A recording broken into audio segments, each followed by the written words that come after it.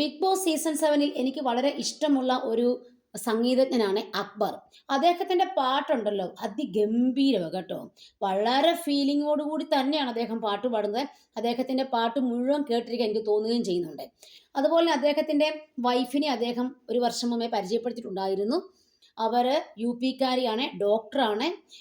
അവരുടെ സംസാര രീതിയും കാര്യങ്ങളും ഒക്കെ തന്നെ ഡൗൺ ടു എർത്ത് മനോഭാവമായിട്ടാണ് എനിക്ക് തോന്നിയത്. അപ്പോൾ അക്ബർ പറയുന്ന ഒരു കാര്യം ഉണ്ടായിരുന്നു, അവരുടെ ഫാമിലിയൊക്കെ ഓർത്തഡോക്സ് സ്വഭാവമുള്ളവരാണ്.